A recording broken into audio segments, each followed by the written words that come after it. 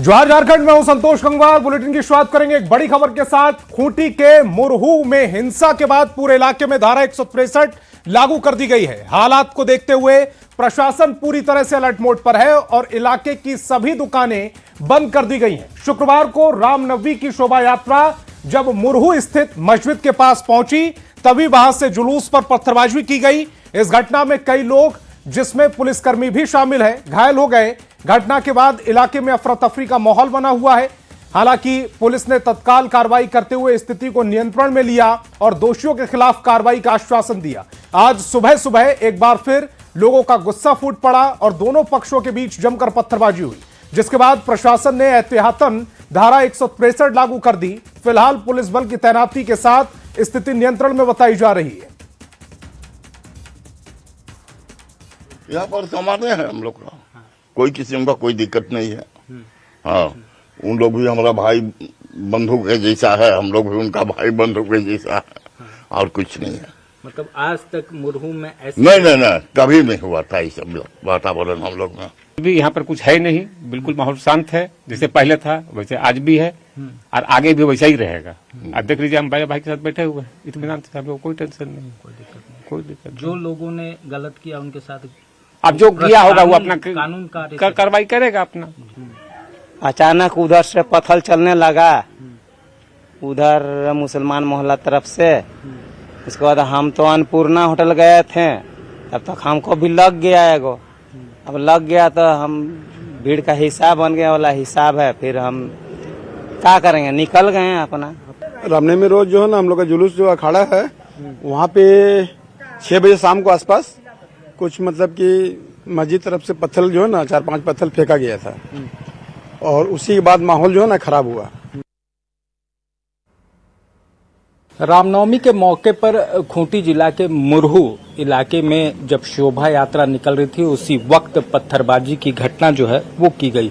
बता दें कि कुछ पत्थर जो है वो यहीं से सामने जो मस्जिद है उसकी दीवार के उस पार से फेंका गया था, जिससे कुछ लोग चोटिल हुए, जिसमें कि पुलिसकर्मी भी शामिल थे, तो साथ में जो शोभा यात्रा में शामिल लोग भी। लेकिन अब उसके बाद से प्रशासन पूरी स्थिति पर नियंत्रण बनाए हुए है। लोगों के और खासतौर से कहा जाए जो यहाँ पर प्रबुद्ध जन है उनकी सहयोग से अब जो स्थितियां हैं वो पूरी तरह से शांत नजर आ रही है। देख सकते हैं यहाँ पर बैरिकेड जरूर किया गया है, लेकिन इस बैरिकेड की भी जरूरत नहीं है। लोगों से अपील की जा रही है, खासतौर से यहाँ जो बड़े बुजुर्ग लोग हैं जो यहाँ पर तमाम लोगों से उन्होंने बात विचार भी किया ताकि कोई भी तरह की स्थितियां जो हैं वो न रहें इस तरह की हिंसा की, क्योंकि समाज में इस तरह की चीज़ों की कोई जगह नहीं है। फिलहाल पुलिस इस पूरे मामले में कार्रवाई भी कर रही है। अब देखना होगा कि इस घटना में शामिल जो उपद्रवित तत्व के लोग थे उनकी गिरफ्तारी कब तक हो पाती है और पूरे मामले में क्या कुछ चीज़ें जो हैं वो छनकर सामने आती है। फिलहाल बता दें कि परसों जो है ये शाम को घटना घटी थी, उसके बाद कल जो है वो बंद किया गया था। उस दरमियान भी जो पत्थरबाजी की घटना हुई थी और उसके बाद आज प्रशासन के द्वारा यहाँ पर एक धारा 163 जो है BNSS के वो लगाया गया है और किसी को भी यहाँ पर भीड़ जमा करने की इजाज़त नहीं है। एक साथ 5 लोगों को जमा होने की इजाज़त नहीं है और प्रशासन पूरी तरह से इलाके में जो है अपनी निगरानी भी कर रहा है। तो फिलहाल इंतज़ार करना होगा कि कब तक जो आरोपी हैं वो पुलिस की गिरफ्त में आते हैं और इसके पीछे क्या कुछ मंशा थी इसकी जानकारी मिल पाती है। कैमरामैन संजीव तिवारी के साथ ओम प्रकाश, न्यूज़ 18 रांची। खूंटी जिले के मुरहू में रामनवमी की शोभा यात्रा में पथराव के बाद बिगड़े हालात नियंत्रण में जरूर नजर आ रहे हैं, लेकिन लोगों में अब भी आक्रोश है। घटना के बाद मुरहू पुलिस थाने में कुल 10 FIR दर्ज हुई हैं, जिसमें 40 लोगों के खिलाफ नामजद तो 250 अज्ञात के खिलाफ मामला दर्ज किया गया। घटना के बाद पुलिस ने कुछ संदिग्धों को भी हिरासत में लिया, जिनसे पूछताछ की जा रही है। हालांकि पुलिस की कार्रवाई को लेकर परिजनों और स्थानीय लोगों में आक्रोश है। धारा 163 के बावजूद भारी संख्या में लोग मुरहू थाने के पास जमा हैं और पुलिस की कार्रवाई पर सवाल उठ रहे हैं। लोगों का आरोप है कि पत्थरबाजी की शुरुआत करने वाले अब भी बाहर हैं और जो लोग विरोध कर रहे थे उन्हें गिरफ्तार कर लिया गया है। तो सामूहिक होता तब बोलते, तो उधर से पत्थरबाजी पहले हुआ, कोई पुलिस को लगा, कोई बच्चा को चोट लगा। अगर वही जगह बच्चा का माथा में लग जाता, कुछ डेट हो जाता तो उसका भरपाई कोई करता है? हाँ? और कोई को भी लगा है तो वही जगह इस चीज को सोल्व होना चाहिए। ये नहीं कि और आग लगा के धुआं उठाने का काम नहीं होना चाहिए। कल जुलूस में सब कोई था तो उसमें अब बोल रहा है इसका फोटो दिखेंगे तो छोड़ देंगे और नहीं आएगा इसका नाम तो छोड़ देंगे बोल रहा है, और आएगा तो उसके बाद हम लोग कार्रवाई करेंगे बोल रहा है। बस हम लोग इसीलिए उसको बोल रहे हैं कि और जो आदमी था उसको भी पकड़िए बोल रहे हैं, तो उसको बोल रहे हैं हम लोग दिखेगा और उसको सबको भी पकड़ेंगे बोल रहा है। खूंटी के मुरहू में रामनवमी की शोभा यात्रा के दौरान दो पक्षों के बीच हुई तनातनी अब सियासी रंग लेती नजर आ रही। इस घटना को लेकर झारखंड की राजनीति गर्मा गई है और आरोप प्रत्यारोप का दौर शुरू हो गया है। झारखंड मुक्ति मोर्चा ने इस मामले में सीधे तौर पर बीजेपी, बजरंग दल और आरएसएस पर निशाना साधा, तो वहीं बीजेपी ने इन आरोपों को खारिज करते हुए सत्ताधारी दलों को राजधर्म याद दिलाया है।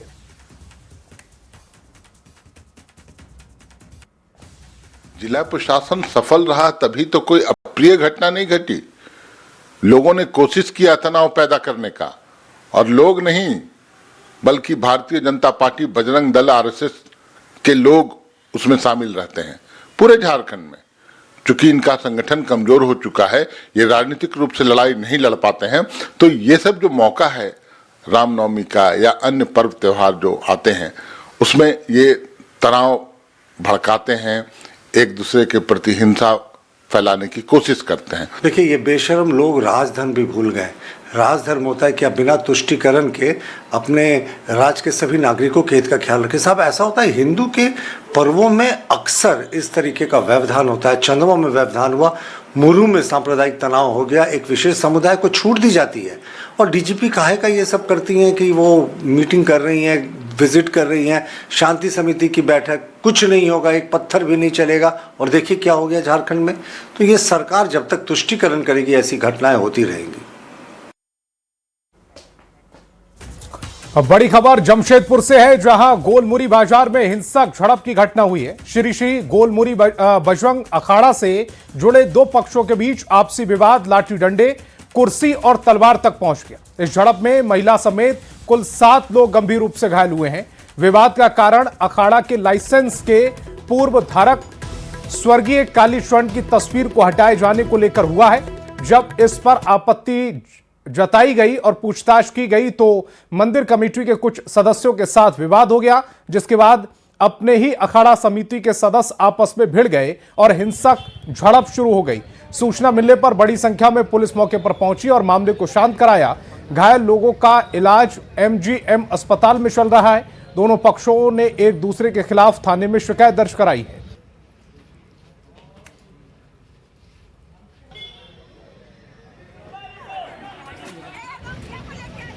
दादाजी का फोटो मेरे देखिए, गोलमुरी बजरंग अखाड़ा मेरे दादाजी का स्थापित है। उनका मैं वहाँ का लाइसेंसी हूँ आलोक प्रसाद। मेरे दादाजी का वहाँ फोटो लगा हुआ था जिसको हटा दिया गया था। किसके द्वारा? तो पता नहीं, कोई अननोन आदमी हटा दिया गया। जब उसका हम लोगों ने खोजबीन चालू किया, जब हम लोगों ने प्रोसेसन अपना निकाल करके विसर्जन करके आ गया, जब उसका मेरे दादाजी का फोटो खोजा गया तो दादाजी का फोटो वहाँ नहीं पाया गया। जब हम लोगों ने उसकी जानकारी लेने की कोशिश की गई कि दादाजी का फोटो गया कहाँ है, तो उसी के चलते यहाँ पर में इतना मारपीट हुआ है।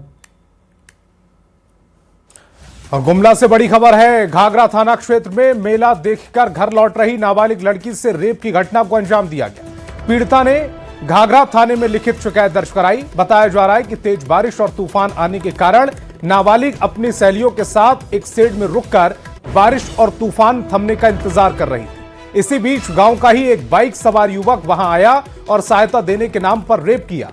इधर पुलिस ने मामला दर्ज कर आरोपी की गिरफ्तारी के लिए छापेमारी कर रही है।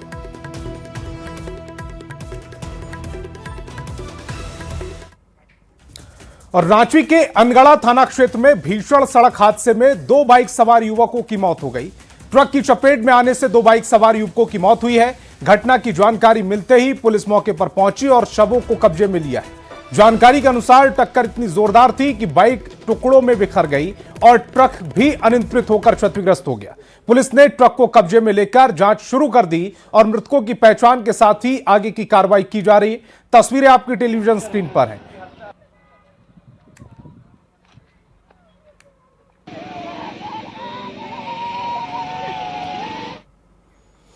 असम विधानसभा चुनाव को लेकर सियासी सरगर्मी तेज हो गई है। इसी कड़ी में झारखंड के मुख्यमंत्री हेमंत सोरेन ने भी अपने चुनाव प्रचार का आगाज कर दिया है। मुख्यमंत्री ने आदिवासी हितों और उनके अधिकारों का मुद्दा उठाते हुए प्रचार अभियान की शुरुआत की है। चुनावी जनसभा को संबोधित करते हुए हेमंत सोरेन ने कहा कि संसाधनों पर पहला अधिकार आदिवासियों का है, जो अब तक उन्हें पूरी तरह से नहीं मिल पा रहा। इधर चुनावी माहौल के बीच आरोप प्रत्यारोप का दौर तेज हो गया है और आने वाले दिनों में सियासी तापमान और बढ़ने की संभावना है।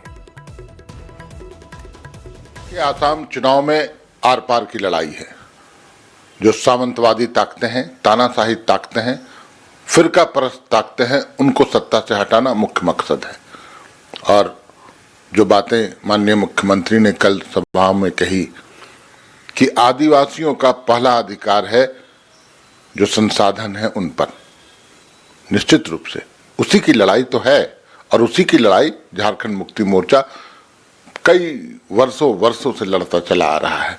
गुरुजी ने हमें वही सिखलाया है और उसी रास्ते पर माननीय हेमंत सोरेन जी चल रहे हैं।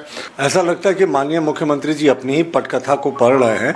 अब उनको एक बार झारखंड के विषय में भी चर्चा करनी चाहिए। 6.25 वर्षों में 8,000 से ज़्यादा रेप केसेस हुए हैं। नेशनल क्राइम रिकॉर्ड ब्यूरो के डेटा के अनुसार 8,000 से ज़्यादा हत्याएं हुई हैं, 7,500 अपहरण हुए हैं और कन्विक्शन रेट से 20-22%। और जो रेप केसेस हुए हैं 8,000 बेटियों के साथ, उसमें 1/3 आदिवासी बेटियां हैं। आदिवासियों की ज़मीन पे कब्जे की घटनाएं लगातार बढ़ रही हैं। नौकरियों की बात करते हैं, संसाधनों पे अधिकार की बात करते हैं, यहाँ तो जो लूट मची हुई है कोयले की, खान की, पत्थर की, तो ये तो सब ढाका डाल रहे हैं यहाँ पर। और असम में चुनावी सभा के दौरान सीएम हेमंत सोरेन के बयान पर नेता प्रतिपक्ष बाबूलाल मरांडी ने पलटवार किया। बाबूलाल मरांडी ने हेमंत सोरेन को झारखंड में रहने वाले आदिवासियों की चिंता की सलाह दी। साथ ही झारखंड के लोगों को उनका हक नहीं देने का आरोप भी लगाया गया है।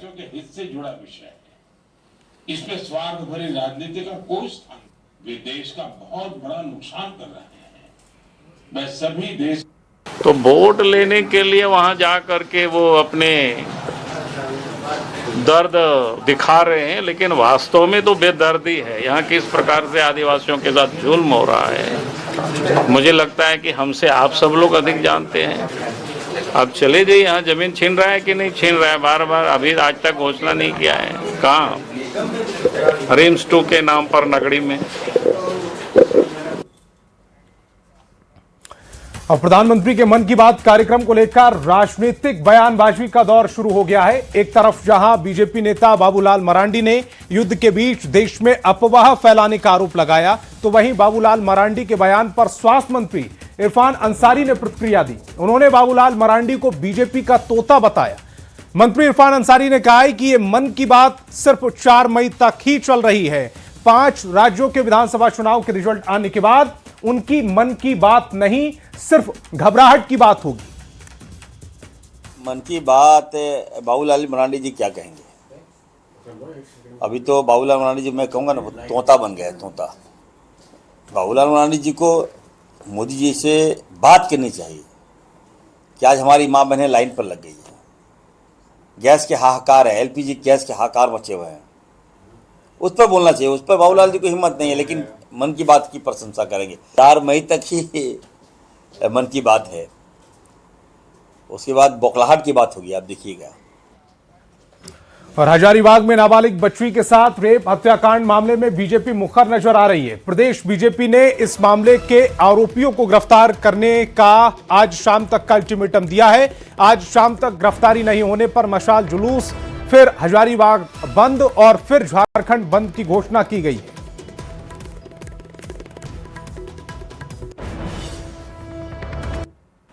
देखिए, हमने प्रशासन को एक डेडलाइन दिया हुआ है कि अगर गिरफ्तारी नहीं होती है, जिस जघन्य तरीके से उस निर्भया का रेप हुआ था हजारीबाग के विष्णुगढ़ के कुसुम्बा में, उसके गुप्तांग में लाठी को घुसेड़ दिया गया, उसके दांत तोड़ दिए गए, हाथ तोड़ दिए गए, उसकी हत्या कर दी गई, और उसके बाद भी पुलिस कीम कर्तव्य विमूढ़ बैठी है, गिरफ्तारियां नहीं हो रही हैं।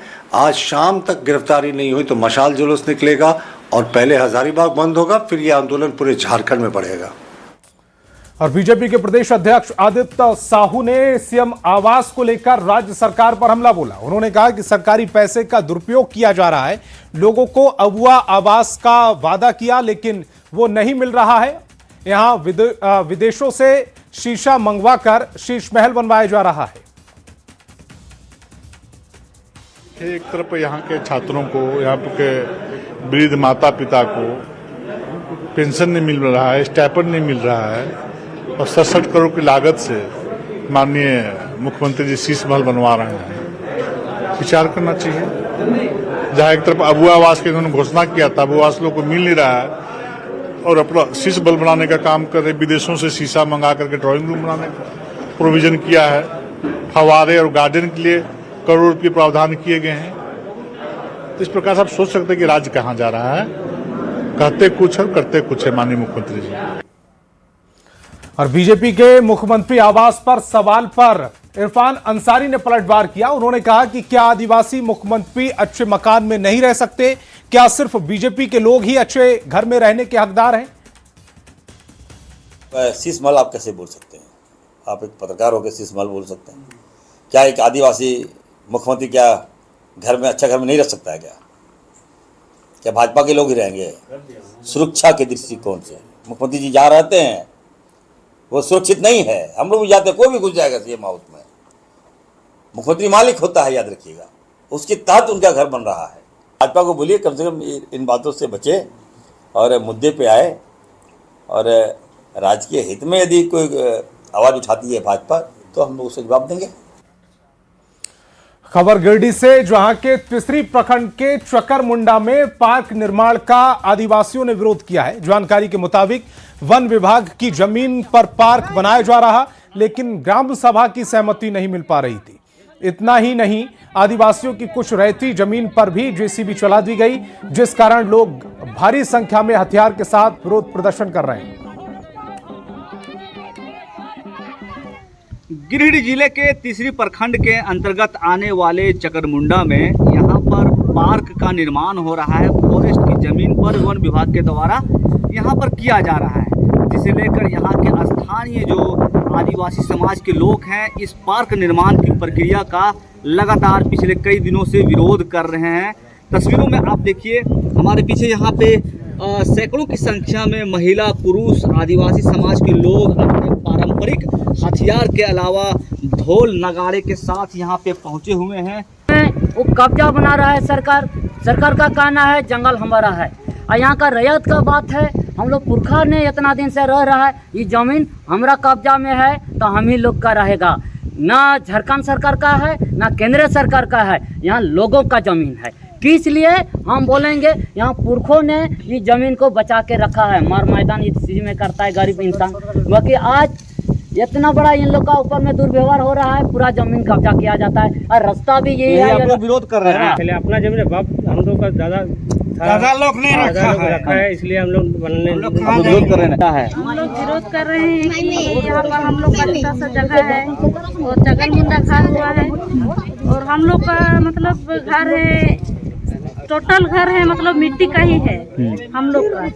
लेकिन यहाँ से माटी लेके जाते हैं साफ सफाई करने के लिए और थोड़ा सा जंगल रखे हुए हैं उधर माय मतदान करने के लिए। और हम लोग वही पता चला कि यहाँ पर पार्क मतलब बनने के लिए मतलब यहाँ सफाई हो रहा है, इसीलिए हम लोग यहाँ पर पहुँच गए। चाहने के देखिए जमीन तो है, सब सख्त रहा है। आप लोग क्या करेंगे? जमीन से आप लोग को क्या दिक्कत है? पार्क बनेगा तो दिक्कत तो बहुत कुछ दिक्कत होगा। कैसे दिक्कत नहीं होगा? इन लोगों का कहना है कि इन लोगों के द्वारा, इनके पुरखों के द्वारा इस तमाम ज़मीन को बचा कर रखा गया है और आज अगर पार्क बनता है तो इन लोगों को, जो चारवाहे किस्म के लोग हैं, इन लोगों को दिक्कतें होंगी और रास्ता का भी इन लोगों का बड़ा दिक्कत होना है। और इन लोगों का ये भी कहना है कि ग्राम सभा की मीटिंग नहीं की गई, बिना अप्रूवल के, ग्राम सभा के बिना अप्रूवल के ये पार्क का निर्माण हो रहा है, जो इन लोगों के अनुसार ये अवैध है और इन लोग सरकार से इस मामले में हस्तक्षेप कर कार्रवाई करने की मांग कर रहे हैं। गिरिडीह से न्यूज़ 18 के लिए मैं एजाज अहमद। और रांची से लोहरदगा टोरी रेलखंड पर ट्रेन सेवा फिर से बहाल होने से यात्रियों को बड़ी राहत मिली है। लोहरदगा और टोरी के बीच कोयल नदी पर बन रहे पुल के ऊपर ट्रेन यात्रियों के साथ गुजरी, जिससे लोगों में उत्साह देखा गया। कोयल नदी पर पिलर नंबर 5 और आसपास के पिलर में दरार और खराबी आने के कारण 4 जनवरी से ट्रेन परिचालन रोक दिया गया था। उसके बाद रेलवे ने तय समय सीमा के अंदर 31 मार्च से पहले मरम्मत का काम पूरा कर ट्रेन को पुनः शुरू कर दिया है। अब से चालू हो चुका है फिर से, क्या बोलेंगे उसमें हम? कब मतलब काफी दिनों से रुका हुआ था, दिक्कत आ रहा था। बहुत दिक्कत आ रहा था। कहाँ पहले रुकते थे? पहले हम लोग ईरगांव में हम लोग वहाँ उतरते थे, आगे ब्रिज से पहले उतर के जाना पड़ता था गाँव से। हाँ, मुसीबत भी थी, खर्चा भी ज्यादा। हाँ, खर्चा भी ज्यादा। और जमशेदपुर के परसूडीह थाना के करणडीह चौक के 2 व्हीलर सर्विस सेंटर में चोरों ने चोरी की वारदात को अंजाम दिया। चोरों ने ताला तोड़कर करीब 50 से 55 हजार रुपए की कैश और कई कीमती सामान पर हाथ साफ कर लिया। हालांकि पूरी वारदात वहां लगे सीसीटीवी कैमरे में कैद हो गई, जिसमें अपराधी ताला तोड़कर कैश काउंटर के अंदर घुसते हुए दिखाई दिए। सीसीटीवी के आधार पर पुलिस मामले की जांच में जुटी है। तारीख को सर सर्विस सेंटर बंद था रामनवमी को लेके, तो 28 तारीख को शाम को हम लोग 7 बजे करीबन सर्विस सेंटर बंद करके चले गए। आज जब मॉर्निंग में हम लोग आए, बाहर शटर का चाबी मेरे पास रहता है, तो बाहर का ताला टूटा हुआ था और अंदर में जब घुसे हम लोग अंदर में कैश काउंटर का खिड़की भी खुला हुआ था और कैश काउंटर का जो जहाँ कैश रहता है उसका ताला टूटा हुआ था। कितने की चोरी हुई है? मिनिमम 50 से 55 हजार लगभग हो। और झारखंड में शिक्षक बनने की तैयारी कर रहे अभ्यर्थियों के लिए बड़ी खबर सामने आई है। झारखंड के एकेडमिक काउंसिल ने झारखंड शिक्षा पात्रता परीक्षा 2026 के लिए विज्ञापन जारी कर दिया है। आवेदन प्रक्रिया 21 अप्रैल से शुरू होकर 21 मई तक चलेगी। अभ्यर्थी अपना फॉर्म JAC की आधिकारिक वेबसाइट के माध्यम से ऑनलाइन भर सकेंगे। इसके बाद इसके बारे में परीक्षा पैटर्न और सिलेबस में भी अहम बदलाव किए गए हैं। कक्षा 1 से 5 और 6 से 8 के लिए अलग अलग परीक्षाएं आयोजित होंगी। वहीं सिलेबस को घटाकर मैट्रिक और इंटर स्तर तक सीमित कर दिया गया। सबसे बड़ी राहत की बात यह है कि अब हर विषय में अलग अलग पास होना जरूरी नहीं होगा, बल्कि ओवरऑल क्वालिफाइंग मार्क्स के आधार पर अभ्यर्थियों के पास किया जाएगा। अभ्यर्थियों की लंबे समय से चल रही मांग के बाद किए गए इन बदलावों से लाखों उम्मीदवारों को राहत मिलने की उम्मीद है।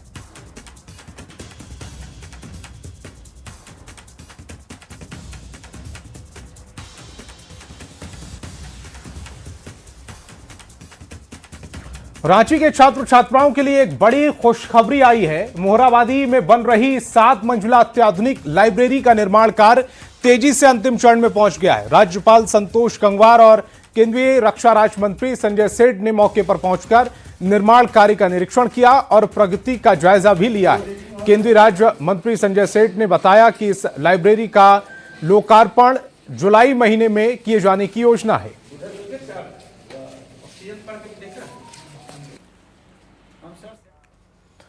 और फिट इंडिया मूवमेंट को आगे बढ़ाने का काम बोकारो स्टील प्रबंधन कर रहा है। इसी कड़ी में बोकारो स्टील की ओर से आज साइक्लोथन 2026 का आयोजन किया गया है। इस साइक्लोथन की शुरुआत सेक्टर 4 स्थित मोहन कुमार मंगलम स्टेडियम से की गई है। कार्यक्रम में बड़ी संख्या में बुजुर्ग, युवा और बच्चों ने उत्साहपूर्वक भाग लिया। साइक्लोथन को बोकारो स्टील के निदेशक प्रभारी प्रिया रंजन ने हरी झंडी दिखाकर रवाना किया।